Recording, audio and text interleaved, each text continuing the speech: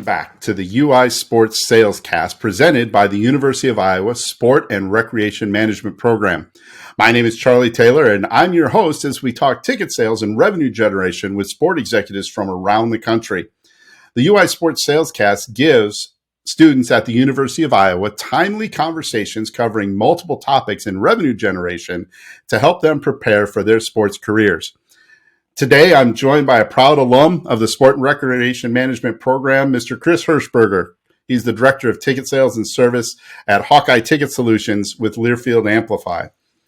As a proud alum of the program, he graduated from Iowa, then went on to work for the National Sports Forum and then the Bakersfield Condors of the AHL before getting to come back home to Iowa City in 2018. Chris has had success with the Ticket Solutions team and moved up the ladder to now hold the position of Director, Ticket Sales and Service, where he's responsible for really all the ticketing revenue generation of our sports with the Hawks. He manages one manager of Ticket Sales and Service, two account executives, one ticket sales marketing and communication specialist, and one senior manager of data analytics. So with that, I want to welcome in Chris to the SalesCast. And Chris, I'm guessing that things are insane in a fantastic way with what's going on today as our Hawkeye women's basketball team has reached the Final Four, and you are in the midst of a massive sales campaign in your regular day-to-day. So how are things in the office? You hit the nail on the head there, Charlie. It has been crazy busy. It is, in fact, March Madness. Couldn't be happier to help support the women's team. We're actually, in the next week or so, going to be starting planning sales timeline for winter sports. So working, the 6 to 8 months ahead there. But it's March 31st is the football renewal deadline, and it is pertinent that we close out the start of the football season ticket sales timeline as strong as we can. So all in, it's busy, and the days seem to fly by right now. But it's the best reason to be busy when you've got a Caitlin Clark dropping a 40-point triple-double on in the tournament. So we could talk 100%. Sports all day, but I want to jump in to first of all, I want to thank you for coming on. When we have an alum into the Sports SalesCast, it's always special because you can give an insight into what our students are working on every day. If you could, let's start off briefly, talk about your time at Iowa in the Sport and Rec Management Program and tap into the value it provided you as you kind of went into that first gig into your career. Yeah, in all reality, what I did at Iowa and what I learned and who I learned it from was the foundation and building blocks of everything that's occurred since I left.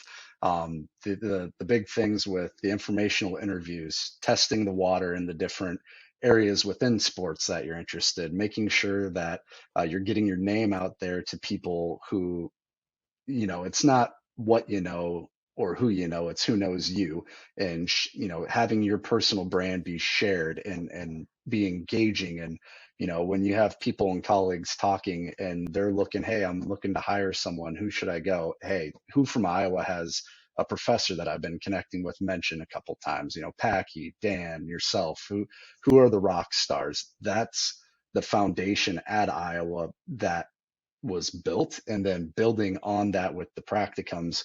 I thank Dan every time I meet him that he pushed me to do the San Diego practicum my senior year, because the client I was assigned at the practicum was the National Sports Forum with Ron Seaver, and that job came open while we were out there. I applied 2 days before I did my final presentation. I flew back, I believe it would have been end of June. I landed July 4th. I moved out to San Diego. I started July 17th. So the practicums and who you meet on that and the professionalism that's required to do those, that's really what separates us from the rest of the programs out there. And it's those opportunities, they're limited. So if you get selected to do them or you're choosing to pay to do them, maximize the living crap out of them, because you never know when you're looking back 10 years now, almost what's the difference and where's the impact. So it was everything. Man, that's fantastic story and fantastic insight because it mean, we say that in classes, all of our, Yeah. as our Yeah. professors all say that, but here we've got someone sitting in front of us who's got a career in sports and had, I had the same experience. Getting to come home is even more special. Right.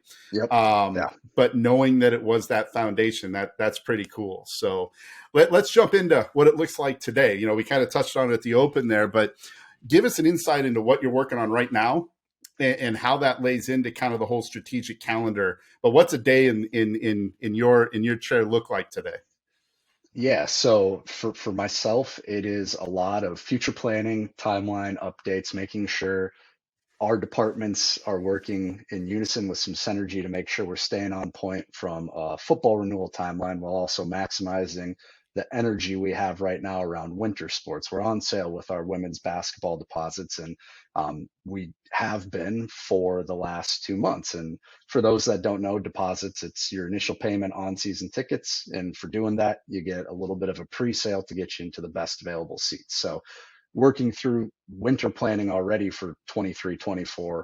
Football planning for 23-24 was done back in September. So from a day to day, managing my team, we're doing call outputs, 80 calls a day times three. So 240 calls a day, trying to renew as many people as we can, get as many people for all of our other sports while also maintaining the promotions and things we have in place to ensure success down the line. So from a day-to-day standpoint, there's not a slow minute. That is without question.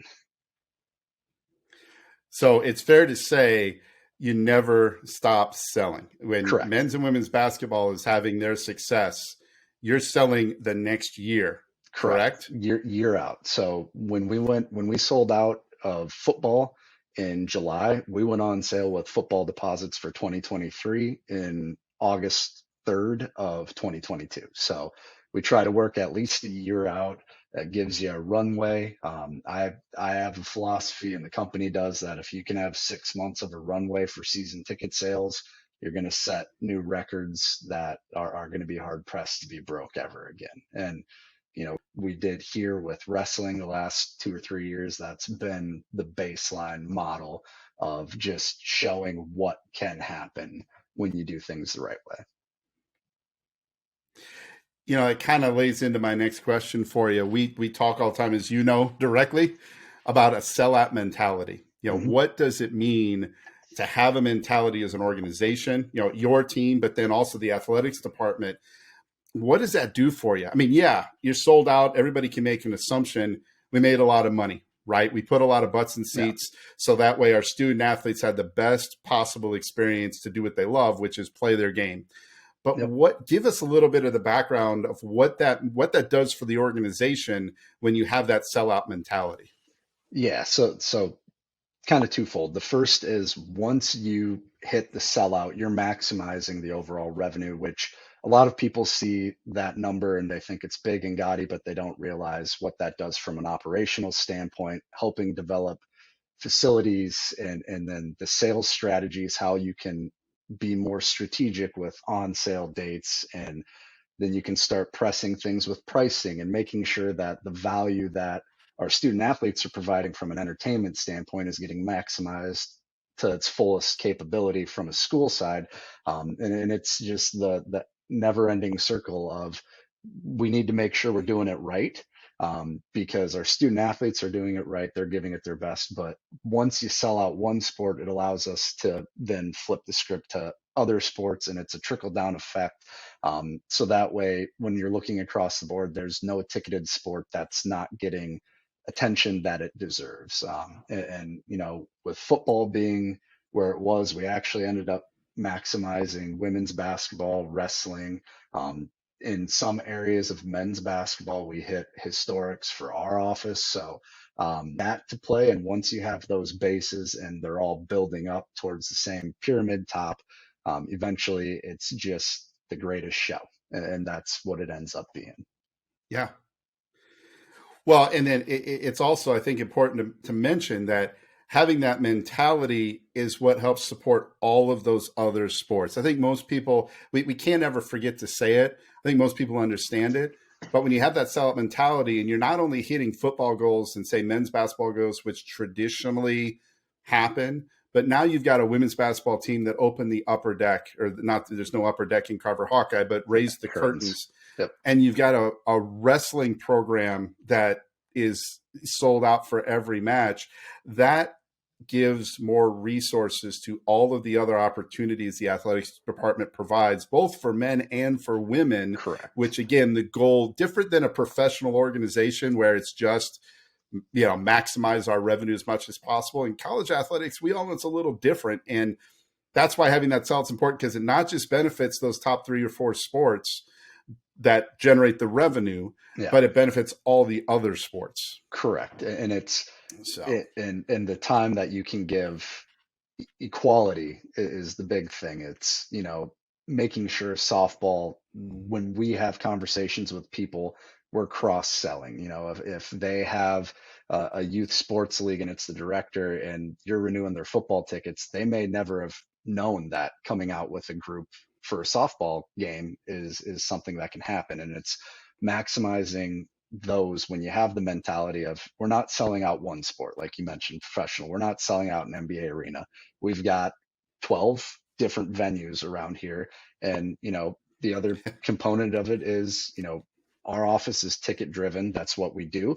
But if somebody wants to go to field hockey and they're a season ticket holder, and you never know when they're going to say, hey, when's the next field hockey match? Or, my daughter wants to get into swimming and diving. When's the home meet? Having the ability to facilitate those is just, it's something that I know no one on our team takes lightly.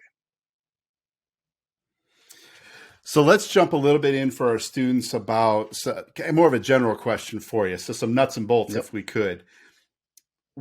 When a lot of what you do is training, right? We'll talk about that in our last question a little bit, but give them an idea, what's it take to get a ticket sale, right? We talk about that a lot from a class standpoint, but what skills, in your opinion, do you need to build up? Like, if I'm walking out with my degree and I'm getting that first job, how am I successful in the first month? What do I have to have built up to do that job?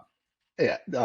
Being comfortable, I would say in college, get comfortable with being uncomfortable, because sales is not always what people see in the movies, Gordon Gekko closing deals left and right. It's a process.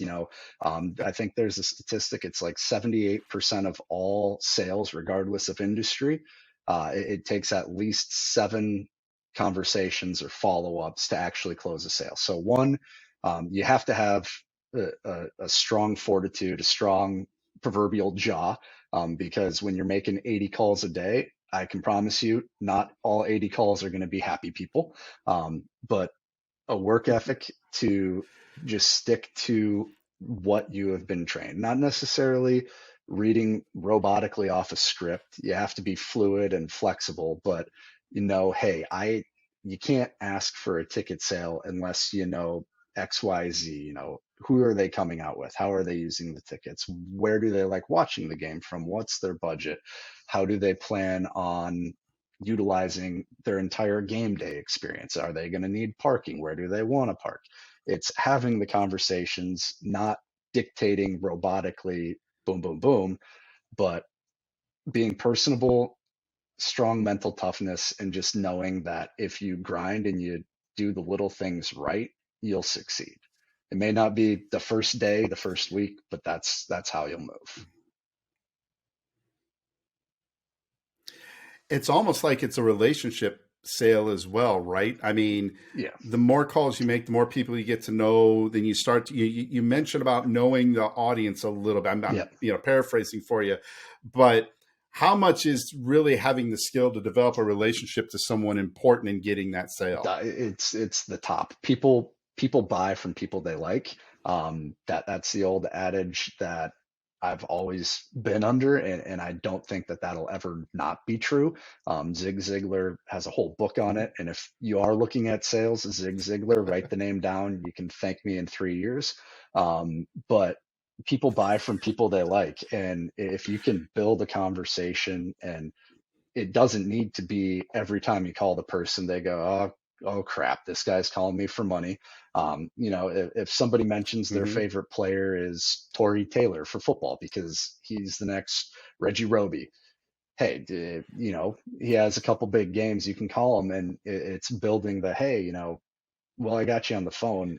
What are your plans for winter sports? Just as easy of a question as that. You're not going to sell them anything. We're not on sale at that given time, what have you. But it's developing, and it leads into the sellout mentality of, okay, keep funneling people into new pipelines. The relationships that they lead to referrals, which when you're in sales, if you can get 2 to 4 referrals a day where people are saying, hey, I have 2 open seats next to me, call my brother-in-law. I think he might be interested. And then you're creating an even deeper fan experience, which allows that ball to just roll and keep moving. And it's just the relationships are key because people will be a transaction with you once, but the chances of them doing it twice or for a new sport are minimal. So I would say it's the top. Yeah, fantastic insight, man. And one more question for you, because I know you got to get back to the phones, you got to get back to your Yeah. meetings, you're on deadlines, and I think you got everybody wanting to come to the arena this weekend to watch Yeah. TV. Those who are not going to be down in Dallas, Yep. Texas. So we've got juniors and seniors who are coming to the end. Yep. We're recording this here in March, and they need some jobs. And you're somebody who hires people, right? Yep. You got to have a pipeline of folks coming in, and the more prepared you are coming in, the better chance you get to get in those first jobs. So give some advice. If you got an open position, what are you looking for? Yeah. First and foremost, and I can't stress this enough, proofread your resume and your cover letter 15 to 20 times and then have somebody else proofread it 10 to 15 times because as much as I look at resumes and all deep dive spelling here or there, that's fine. When you're submitting a resume, make sure you're submitting it as a PDF and not a Word document because when you input things on Word, things go off. So double checking that. And then in the interview, show who you are as a person. Like it can be scary. It could potentially be your first interview in a formal setting. But if you're interviewing for a sales job and you're quiet or, not forward, for a lot of sales managers and directors of ticket sales, that's off-putting because we can train you on how to do the day-to-day tasks and the sales process. But if you don't have the outgoing personality or the competitive drive to be the top person on the sales board, it's very easy to pick up on, and that can deter a lot of further step conversations. So be who you are and know that once you're in, it's a grind. You're going to work, but make sure to put your best foot forward. Dress for where you want to be, not for where you are. Make sure to come prepared with questions. Nothing drives me more insane than doing a 45-minute interview and you leave the last 10 minutes for an interview and what questions do you have? And the person goes, I got everything answered I need. No, there are always questions that can be asked, whether it's office culture. And, my biggest thing, I come from a background, my mom worked in HR and she always said an interview is as much as them interviewing you as you interviewing the organization. Find out what it's going to take to be successful. What are the metrics they have in place? For people who are superstars from this role, where do they go next? And then, as a 21, 22-year-old, you can start seeing the vision for your career and where do you think you can be? And, some people have an aggressive timeline. They want to be an AD by 35. It can be done, but Mm-hmm. make sure you're interviewing the people as much as they're interviewing you is just the biggest thing.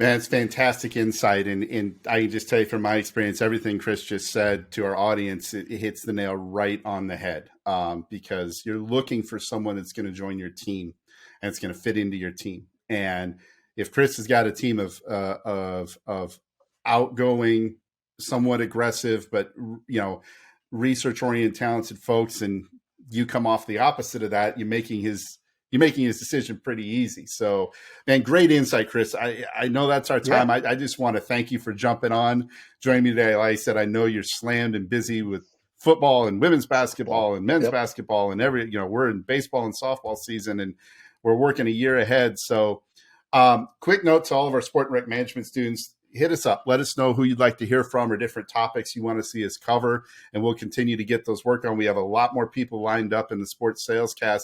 You can follow us on the official UI Sport and Rec Management YouTube page, which is at UI SRM. And follow both Chris and I on LinkedIn, and definitely follow Chris because, he's got a great team. But when you're a great manager like he is, that means that your folks do well and they move on, which means Chris will have spots to fill some days. So thanks for watching, everybody. We look forward to bringing you our next guest on the UI Sports SalesCast. We'll see you then. Go on.